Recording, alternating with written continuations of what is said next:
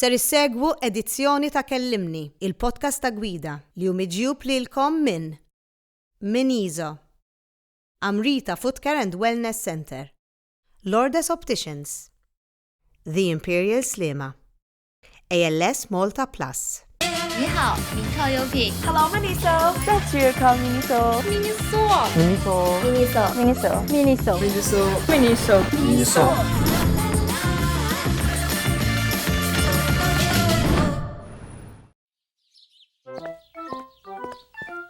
Iqa fejx fiċpar u ibdara ċar, Lourdes Opticians, San Juan. Tobba tal-għajnejn kull-jum u jekk tordna nuċċali ġdid, il-vista hija bxejn. U issa anke nġibulek nuċċali dar, għall-appuntament ċempel 21381226. Denise Dalton, grazzi tal-li ġejt fuq il-podcast ta' Kellymni. Grazzi lilek. Jiena batlek messaġġ ma kontx naf jekk ħatajd li xiva jew le, però. Nista' ngħidlek le. Tajjeb, mela bdejna bit-tajjeb. Denise, inti għamilt. Nisperaw nispiċċa bit-tajjeb. Żgur ċerta, għax jiena dan il-podcast nuhu pjaċir in-nies jisimgħuh biex isiru jafu int persuna. Bħala persuna minn int.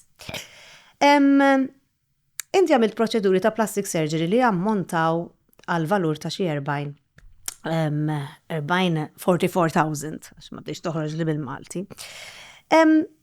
Wieħed jistaqsi għalfejn tagħmilhom il-proċeduri minħabba forsi sens ta' insecurity, jew għax forsi illum il-ġurnata għandna din l-idea ta' żbuħija li qatt ma nistgħu nilħquha.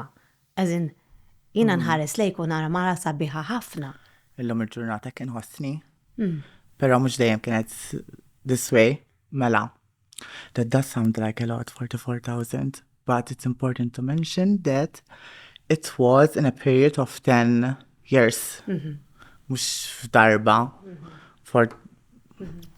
Mela, it started off with me wanting to be the woman that I am today. And having insecurities, obviously, that I wanted to fix. And it led to being here now, I guess. Are you happy? I am with most of the stuff. I have my days where I regret my breast enlargement, which was a business investment. And yeah. Mela. Ġifieri inti għamilt il-breast augmentation biex jgħin il-business tiegħek li mbagħad ħanitkellmu aktar il-qudiem fuq, però illum il-ġurnata qed tgħidli nixtieq innaqqashom. My views on life have changed, obviously, as I grow older. As much as I don't like to admit that. As I grow older. Yeah, as much as I don't like to admit that, you mature by age and you start seeing life differently. So that's one of the things that I might have done and regret. Not might, I do regret it. I have my days where I want to just remove and go smaller. Inti meta kont żgħira, ovvjament għax inti għatli nixtieq għamilthom għax nixtieq inkun min jien illum. Alla li nifhem li growing up inti kellek ħafna insecurities. Insecurities, bullying, I never felt that I fitted in. Ġi meta kont l-iskola. Eżatt. Kellek bullying? Bullying, and I never felt that I fitted in. And kellek bib? Growing up, no. I was raised with my grandparents, so I had them, which I'm so grateful of them. But, yes, I had no friends. I was the kid that always got picked up last. Issa bil-force. Taf kif, okay. Taf kif in teams, that felt so bad, obviously, as a kid. No kid should go through that. And a lot of... Komplejta l-iskola, jew... I dropped out. Minħabba? And became a stripper, but we're going to talk about that later. So, a lot of shame obviously came along with the bullying and stuff. And I knew that I wanted to change. So I knew that I wanted to change, and my biggest fear was to stagnate in the same. Like, I didn't know if there was a way out, I don't know if you're getting it. So yeah. Kellek min jigwidak dak iż-żmien? Dak iż-żmien le. Ovvjament, but as you go by in life, you start getting, you know, like when people get street smart. Street smart. It's like the same kind of thing. You start guiding yourself. Fil-fatt inti kif tkellimna kellek il-bullying, ma kellekx bib. No guidance. No guidance ta' adulti li forsi jgħidulek. Feeling a lot of shame from being different. Differenti. Not fitting in. U ħassejt li forsi hawn Malta ma kienx għalik. Eżatt. X'għamilt? Mela, mam ħafna affarijiet qabel ma tlaqt l-id-dehra. So basically, I dropped out of school, I became a stripper, like I mentioned earlier, and started working. I don't know if I can say stripper. Of course, you can say. I think I'm gonna give the editing guys a little bit more extra work. I became a stripper, and in the meantime, I was doing a reality show also, a Maltese modeling reality show. Malta Stop Model. Jien niftakru. Oh my God, I was one of them. Maybe ma nafnix ma niftakru sew. Ma nafnix mis-surgeries. Kelli 17. Wow. I got disqualified because I was sick. I was partying the night before and I didn't show up to set. Okay. That's what happened.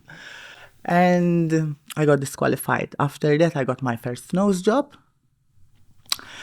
But my relationship was getting too toxic at the time. So I knew that I wanted a change and I need to get out of the situation that I was in.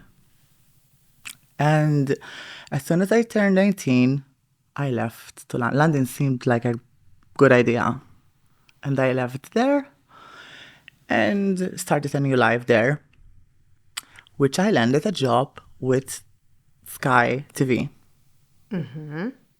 On their adult channels, to be exact. Mm-hmm. So. Pero jina naf li meta tħares lura tajdli. It's getting intense now. Tajdli nixtieq li kelli min jigwidani aħjar. Naħseb li kieku meta nkunu żgħar, ovvjament konna bżonn protezzjoni u gwida. No pun intended. Gwida. Affarijiet li ma kellix growing up, ġifi naħseb li forsi kieku kelli dawk l-affarijiet kienu. Forsi kont nagħmel l-istess affarijiet, però ma kontx nagħmelhom daqshekk kmieni fl-età. Għax kont għadek vulnerabli. 18 sena vulnerabli.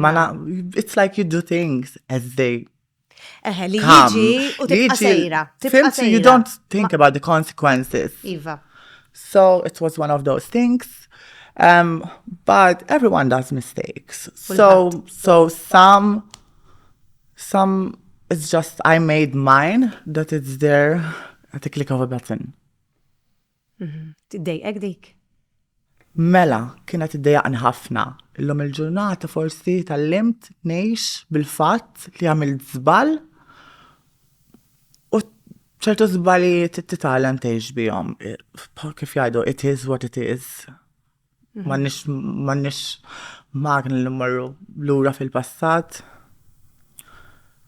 Però qatt ma jekk xi ħadd jiġi biex jieħu parir biex forsi li should I do this, should I not? I would never say yes, do it. Because you do suffer the consequences. You lose family, you lose friends. And it does bite you in the future. Pero jena ngħidlek proset li titkellem fuqha. Grazzi lilek.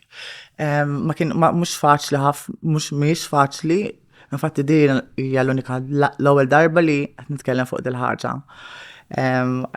Ġifieri kien hemm ħafna opportunitajiet fejn ġejt mistoqsija biex niġi intervistata fuq is-suġġett u qatt ma xtaqt li nitkellem fuq, però Denise, jiena nemmen li jekk f'ħajtek tagħmel xi ħaġa li iktar quddiem tħares lura u tajt dispjaċini li għamilta dik, qatt ma ħatitlaq minn ħajtek jekk ma titkellimx fuqha.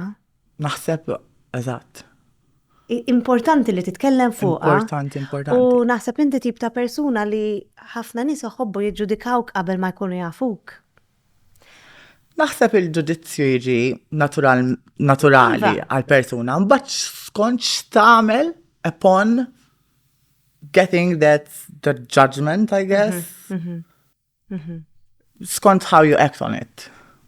So I can judge you, but I can be silent about it. Taf kif, and I just try to put myself in your shoes. Nipprova npoġġi li fis-sitwazzjoni tiegħek.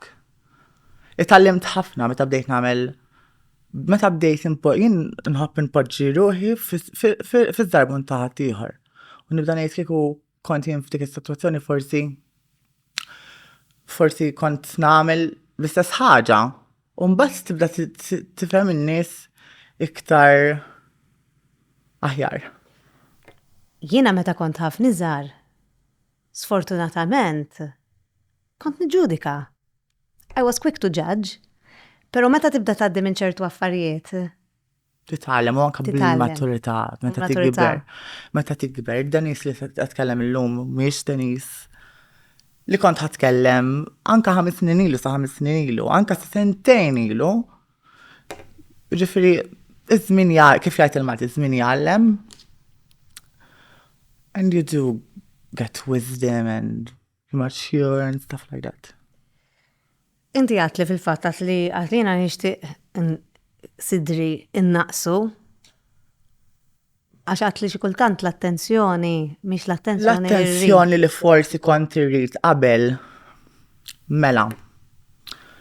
Żomm f'moħħok li growing up, I never had that attention that I needed. So then I started to resort for validation from men. Bħalma jiġrilhom ħafna nies at the end of the day. Nixxi unika li għaddejt minn. Kien għaddejt minna? Minn situazzjoni, which is a big mistake. Because, yes, you do get that instant gratification, but they're only giving it to you for one reason. You know what? Mur lura d-dar mbagħad. And it's like people ħajdu like dak li trid tisma'.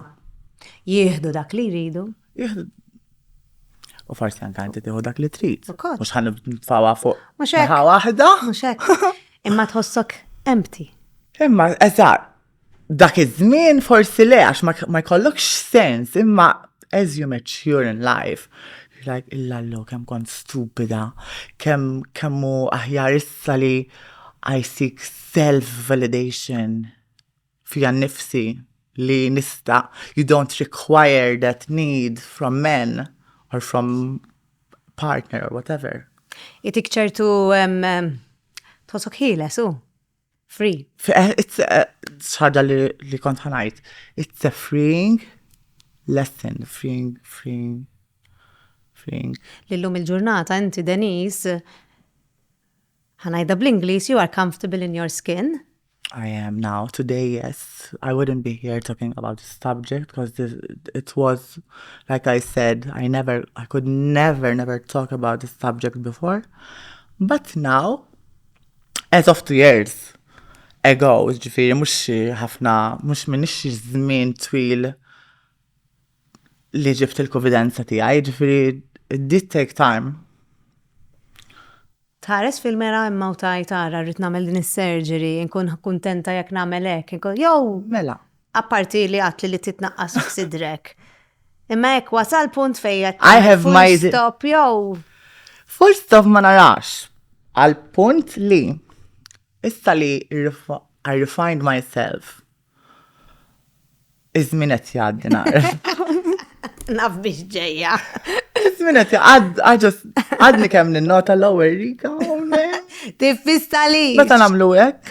Minti t-met mux ħatamelek. Le, man, għadammek, u ma nistax namel botox, issa għax fis-sajf apparently ma jibqax. Ġifiri rrit nistenna.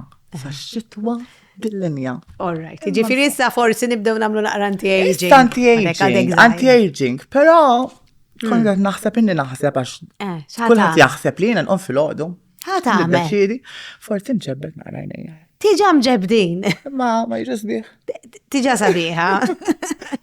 Jankent. Mela, u forsi l-patata naqra aktar. Sabiħa l-patata. Palissa I'm on a weight loss journey. Iva, narrom il-post tijak. Il-post tijaj. Aha.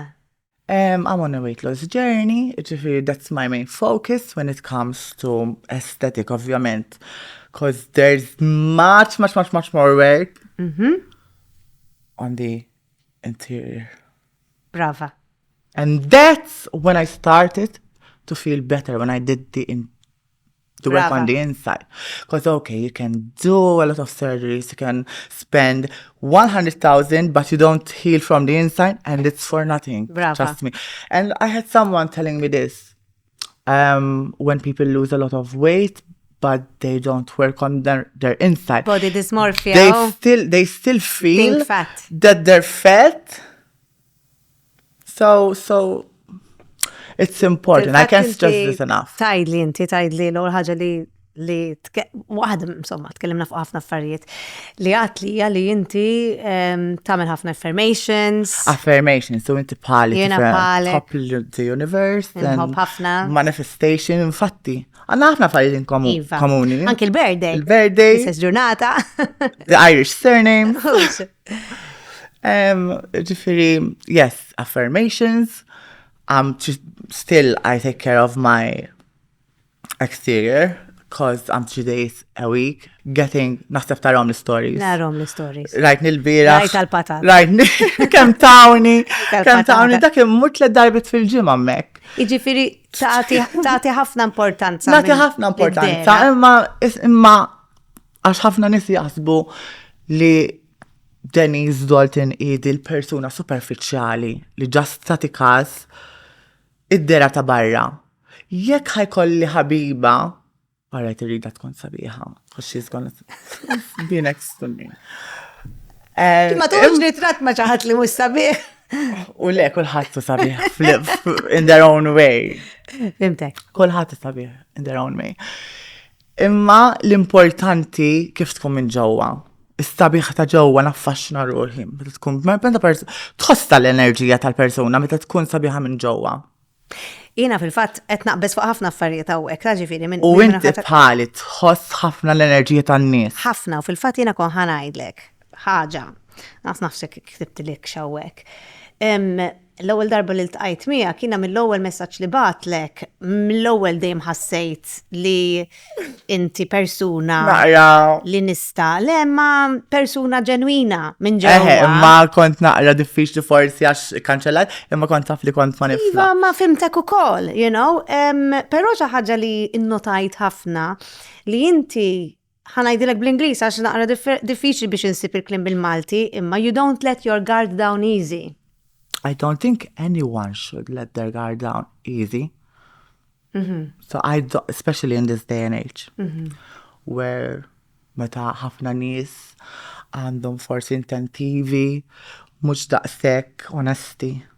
Ma naħseb anki inti iltqajt ma' ħafna nies li weġġawk. Eżatt, l-esperjenzi li tgħaddem fil-ħajja shapes you who you become as an adult, right? I'm working and I pride myself into trying to be a better person every day. So it does take work. It does take work to work on your exterior. So it does on your interior. Londra, dort id-dinja, complete fil-qasam tal-industrija l-adulti. Ġejt Malta. Importanti li ngħid wara li kelli il-produzzjoni tiegħi, l-Olanda, l-Ingilterra, u Spanja. Ġifiri inti ġejta u Malta. Ħallejt kollox warajja x'kont qed nagħmel. Like I mentioned earlier, I had my own production that closed everything. I wanted so... U nista' nimmaġina li kont qed tagħmel flus kbar.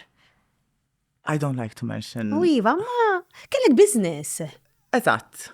Li inti għalaqet għax iddeċidejt. Iddeċidejt li kien żball, li għamil żball, u rrit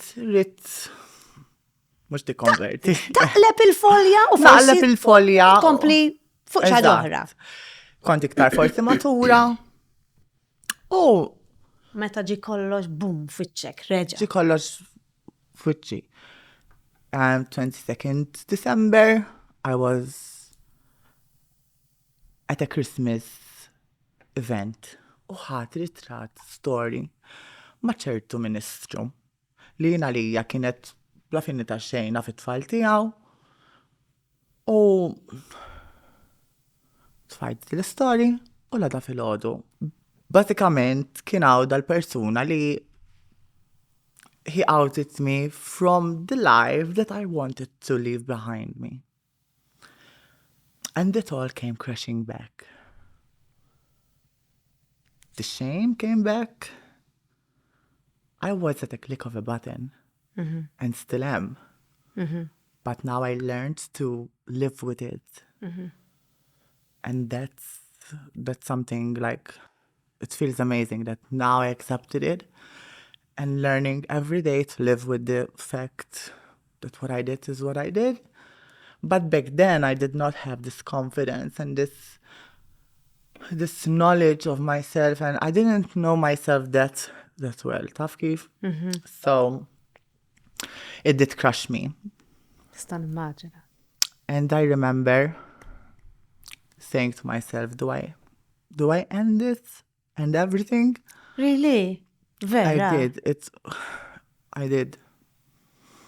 I said, do I end these things once and for all? Ġifiri għaddilek il-ħsib li. Cause, għala. Meta għamil ċertu affarijiet, irna li nitfa kollox warajja, għax kien għadu kmini. By the time that it came out, kont waħda minn nies liktar Jafuk. followed on the island. Ħalli għalli mbatal u l-account tal-Instagram. Imma, that's how it is. So I knew that there was no turning back. Għattifem? So it was a dark time. It crushed me. But I said I have to take control of the situation. And I decided to monetize it. Brava. Since I knew that there's no turning back. Dan it-snajlek, noħroċ nkun ximkien, u n-nis joħorġu l-mobile and they start, I had also threats. Jiġu jiru li, lek jiġifieri jiġu bil-mobile. Lele, Jow jaraw ximkien. Jarawni u imma tindumna. I'm very aware on these things. Street smart. So you can say street smart. Issa tinsiex. We're għadin nitkellmu fuq 2018. The whole island was in turmoil, if you remember. I'm sure you do. So I was put in a lot of danger by, of course, the whole point of this me them outing me was to maybe shame the minister or maybe put some, which Fil-fatt kien hemm il-gideb ukoll fuq hekk u fuq. Il-gideb, għax dik kienet ħanilek ħaġa waħda ħanajlek. Li kieku vera kelli xi ħaġa ma' ċertu persuna u ma kontx ħanitfa' story. On my Instagram. Mhux hekk. 'Cause no one ever got to know my actual affairs, if I may. Mhux hekk. Ċerta. So yes, it was a harmless story that it turned upside down again, of course. something that I was trying to stay away. That happened and I decided to monetize it. Mela, għal żmien twil kont nitkellem ma' sħabi. Nagħmel OnlyFans. Ma naħsibx mhux qed inħossni komda li nagħmel OnlyFans għax kienu jgħidu li mhux ġamilt ċertu affarijiet, ma kont ngħidilhom imma ilu u issa n-nies nesew ċertu affarijiet. U mbagħad ovvjament meta ġradiet, there's no turning back. It's never gonna turn. It's gonna turn back, basically. VR packages stopped coming, and a lot of people started seeing me differently. Like I said, so 1 minute you're being celebrated for being brave and doing like fashion stuff, Sunday Circle, which I'm very happy about that. And the next you're being bashed for something you did years ago. Il-kommenti ma kienu xejn sbieħ. Li kont naqrom, ovvjament, dak iż-żmien illum il-ġurnata forsi ma tantx sir nagħti każ min jafx ħajkonna taħt il-kommenti ta' isfel. Min jaqbel miegħi min ma jaqbilx miegħi. That's life, I think. And that happened u għamilt OnlyFans.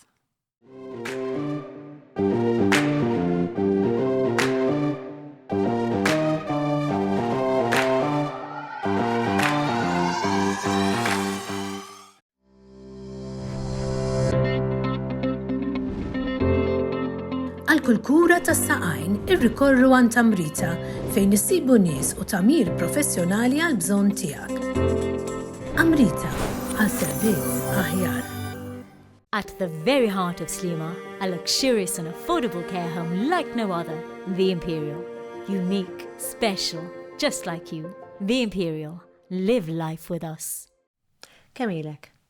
Mela, on and off, għax qatt ma kelli dik il-motivazzjoni li nagħmel xi ħaġa, as in when it came to the adult industry. Isu qatt ma kelli dik il-motivazzjoni li nagħmel xi ħaġa kontinwa. Allura on and off jisu 3 snin. Forsi min qed jistaqsi u jgħid imma x'hemm differenti issa minn qabel. Li itallimt ngħix with the fact that it is what it is. Dik il-ħaġa. Bħala account tal-OnlyFans huwa differenti milli kont tagħmel qabel. Clearly I haven't checked it.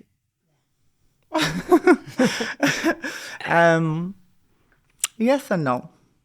Let's say I have more control of what I do. Brava. Pero minna l-ebda mod qed nippromot.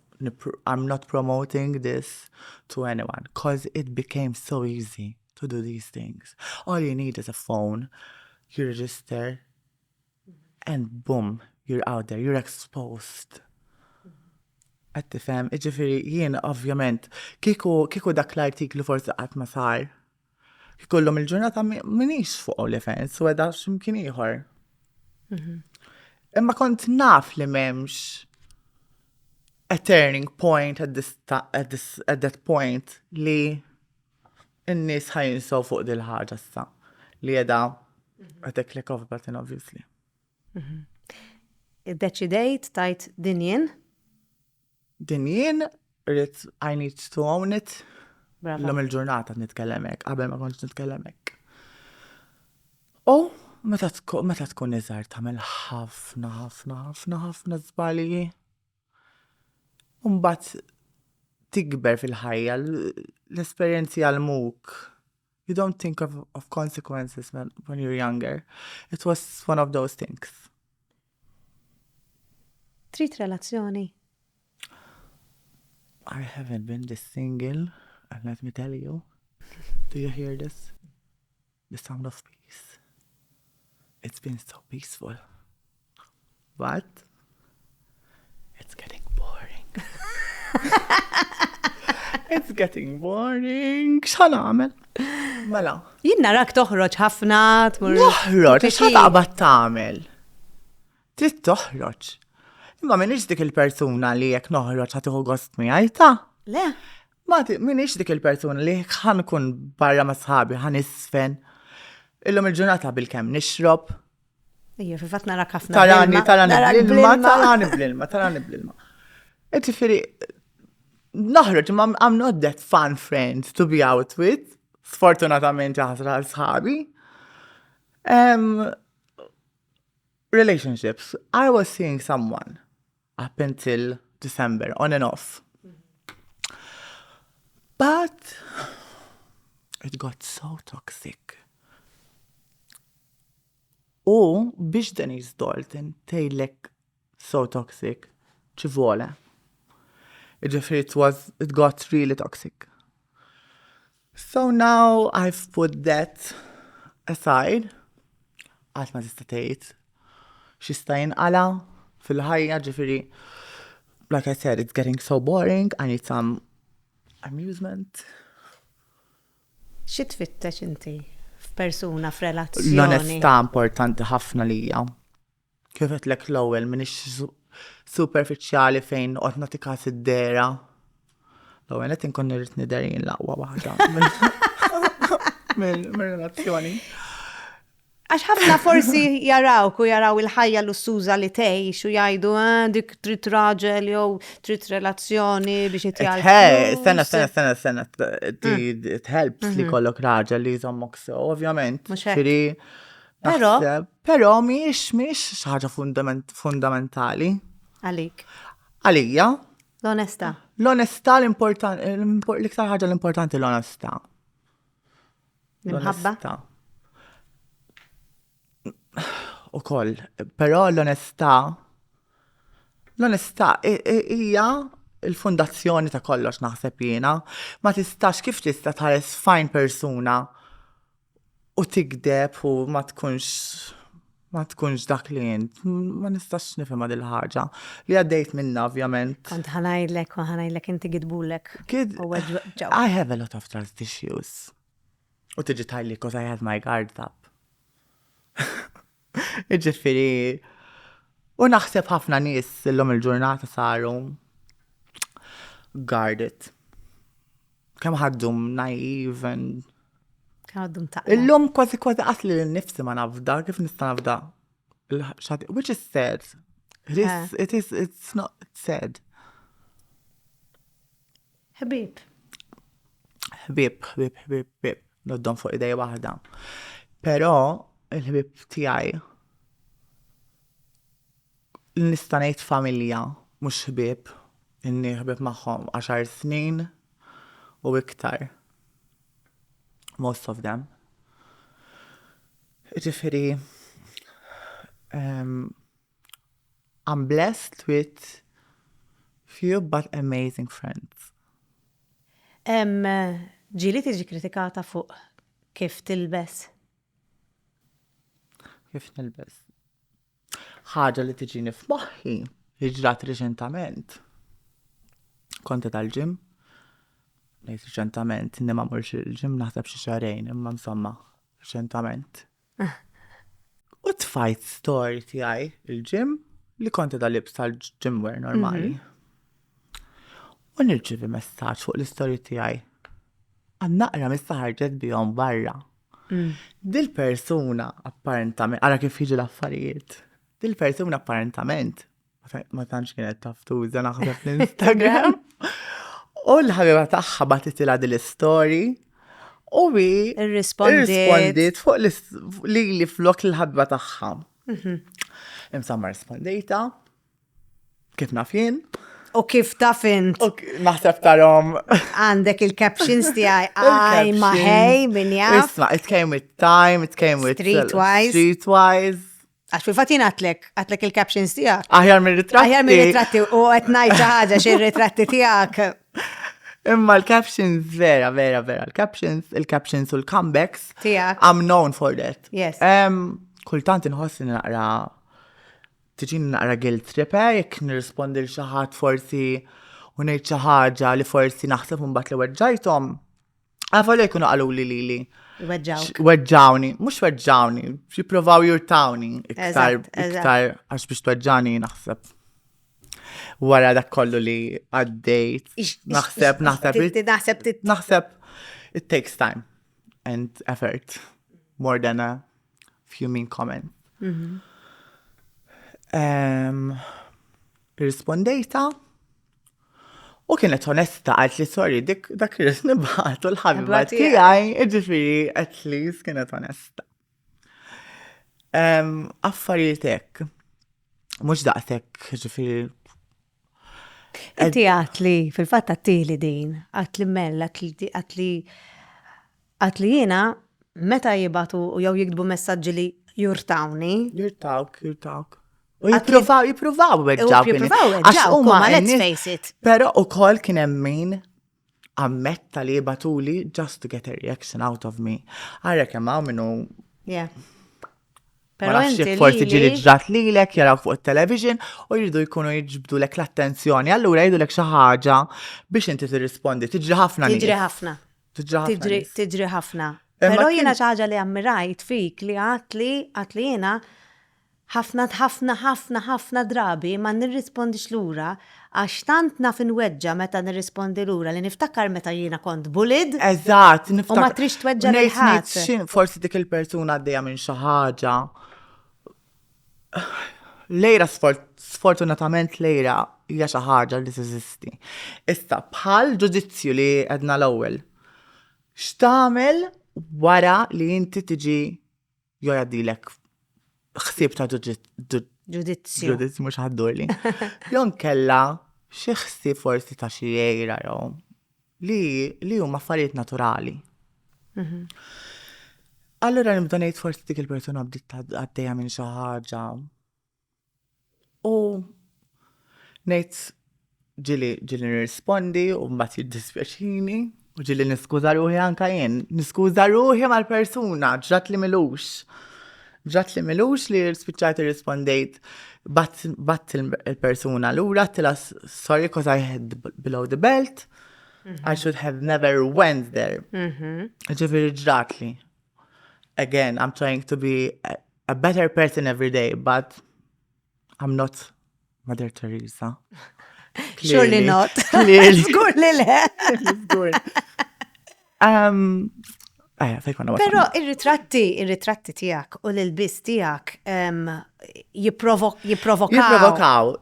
Tinsix, jiena I'm my own product. I'm selling a fantasy. It's part of the fantasy.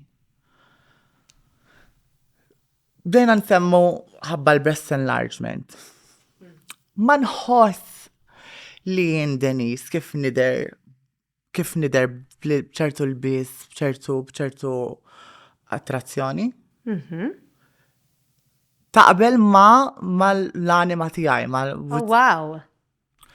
Mela, not many people knows about this. Wow. Ma tantx forsi naħseb jien ma tantx jaf, forsi inti ħassejta dil-ħaġa. Bħala persuna kieku jkolli niddiskrivi lil innifsi. Persuna sensittiva. Nikbi ħafna, isni bużija. Inħobb ngħin in-nies. U għalkemm vera forsi I'm portraying myself as this sexy, I don't know, beast, goddess. As this sexy. I'm the most comfortable when I'm wearing my sweatpants, light makeup, not no makeup, light makeup, always with my lashes on. Imma, mux li il-Denise li tara barra kollox għaw fuq and partying, that's really not me. Dik hija l-immaġini tiegħek. L-immaġini, il-prodott. Il-prodott li inti għadbiħ, basically. Li għadbiħ. Għax fil-fatt inti għakat li għatlina l-ek kabbartom sidrib, għax mux imbilli tagħmel OnlyFans, trid tkun kreattiv. Trid tkun kreattiva, and you have to reinvent yourself every now and then. Għattifem, you have to reinvent yourself every now and then. To stay, I don't like to say it like that, but relevant. Relevant. Pero Denise minn ġewwa. Kompletament U l-apparenza differenti. ta' U Denise. Dik il-ħaġa għax il-ħbib tiegħi jiġu kritikati wkoll. Eżempju, mhux l-ewwel darba li kien hemm xi ħabiba tiegħi li qalula kif tagħmilha ma' Denise. Fil-fatt Dalton. kif kont ħansaqsilek di taffettwa lil ħbib tiegħek. Għax Kif ma minn rajtek xebbaħtek jgħid il-Malti. Which is very, I mean, Imma again. Sabi jafu kif they know my heart, they know how I am. And that's all that matters.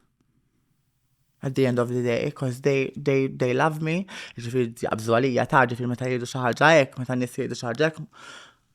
Kif qed tagħmilha? Do you even say that? Am I a murderer? Am I like I just chose a career that was offered to me on a silver platter. Ejja ngħidu kif inhi. Qed tweġġa' lil xi ħadd. Edha tweġġa' lil xi ħadd. Weġġajt ovvjament il-familjari tiegħi u forsi. Imma inti meta tagħmel dan il-ġob li qed tagħmel, minti qed tweġġa' lil ħadd. Eżatt, jiena minix urtata x'tagħmel inti f'ħajtek, allura inti għaliex għandek tkun invested in what I do. Semmejt lill-familja. Naħseb ħafna nies jieħdu l-ewwel meta jiġi l-abuwa fejn jaqblilhom moralisti. Sewwa? Ġifieri f'dal-qasam hemm ħafna stigma. Jiġi ħafna stigma naħseb kellna eżempju not long ago, milux. Brani tal-Love Island. Ma nafx jekk rajtix. Iva, mela. This is a 24-year-old girl, a foreign girl, being crucified publicly by grown people for doing what? She killed your... For what? Make it make sense. Li kella titlaq minn pajjiżna. Kella titlaq minn pajjiżna batula anka death threat. How are you gonna judge someone just because of that? X'għamlet dil-persuna? Ġifieri kellna eżempju bija, u ovvjament din tottalija u kollha ħaġa aħna fl-istess qasam. Ġifieri x'qed jgħidu fuqha? Qed jgħidu fuqi. U jiena l-iktar xtaqt inkellmek, xtaqt inġibek hawnhekk fuq kellimni. Nistgħu nitkellmu meta trid. Xtaqt nuri li aħna kollha at the end of the day ħanajda bl-Ingliż, we're all human beings. Kollha qalb, kollha rridu l-imħabba. Imma ħafna nies jinsuha dil-ħaġa. Ħafna nies jinsuha dil-ħaġa. Jiktbu ċertu affarijiet. They hit send. Ma jaħsbux li fuq min qed jgħidu għandhom familja, għandhom qalb, għandhom umani bħal kull uman ieħor. Naħseb jinsow dak il-fattur li qed titkellem fuq persuna reali. Il-familja tiegħek Dani. Il-familja tiegħi. Mela. Ma tantxin close magħhom. Dadi sfortunatament ħallina. Innanni tinħobba minn mens. Ovvjament ma nitkellmux fuq dawn l-affarijiet bejnietna. Basikament, that's pretty much it. Pero intat li fl-aħħar momenti tal-ħajja tal-papa tiegħek. Eżatt. Ent kont hemm. Kont hemmhekk. Ħallit naqra impatt negattiv fuqi għal fatt li rajtu f'ċertu pożizzjoni li kienet ibati. Ma tantx kellna xi relazzjoni tajba jiena u imma meta tara persuna f'dak l-istat tinsa kollox. U kważi tibda tgħid kif dal-moment ma ġiex qabel. Mhux li kien f'dik is-sitwazzjoni li tinsa kollox. Fimtek. Li sek taħfer. Għax tara the bigger picture. The bigger picture. Inti meta taħfer. Inti ħad istrieħ miegħek innifsek. Ħafna. Mhux vera. Jiena taf x'ngħid. Meta tkun irrabjat ma' xi ħadd, isek għandek il-velenu u qed tixorbu int. Meta inti tkun irrabjat. Kif jgħidu Ġurdin Valenus joqtol xaħda. Dik ma nafix. Ma tafix? Rajt għallum fuq Facebook dik il-verità, ma niftakarx kif. Ma meta tkun irrabjat, inti qed iżomma dawk il-feelings u isek qed tixrob il-valenu inti, għax kif qed tajt inti. Kif terħim ir-rabja? Min jistrieħ? Ovvju, ġrat naqra tar twist, ovvjament, li kieku versi ġrat qabel kienu jkunu affarijiet differenti, imma l-affarijiet ġraw kif ġraw. Pero ġraw. U jgħalmuk. Eżatt. U komplejt titgħallem. U tibqa' titgħallem. Tibqa' titgħallem. Il-ħajja tibqa' tgħallmek. Mhux ħanajt lilek naħseb taf. Jiena ifhimni. Baqa' li ħafna ta' snitgħallem. Kulħadd qatt u ntqajt ma' ħafna nies minn kull tip ta' walks of life. U titgħallem xi ħaġa differenti minn kulħadd. Mill-ikbar persuna sal-iċken persuna. U dik forsi hija waħda mir-raġuni li llum il-ġurnata nitkellem kif nitkellem. Denise, grazzi ħafna tal-li ġejt hawnhekk. Grazzi lilek. Jiena kuntenta wkoll li għamilt ħabiba oħra. Anke. U nispera li min qed jisma'na jagħti dan il-ħin biex vera jisma' dak li qed tajt int mingħajr ġudizzju. U jiena nixtieqlek dak kollu li jixtieq qalbek. Grazzi. And all the love in the world. And I hope people would be kinder. U dejjem jitfaw lilhom innifisom fiż-darbun ta' ħadd ieħor. Meta tagħmel hekk tibda tara l-ħajja differenti. Brava. Qabel nagħlaq nixtieq nirringrazzja lill sponsors personali tiegħi lil Morgan għall-ħwejjeġ, il-Janice Baldacchino għall-makeup, il-Garrick Hairstylist bil-prodotti Kotrel għall-xari, lil Intercomp għall-iPad u l-Oxonas għas-set.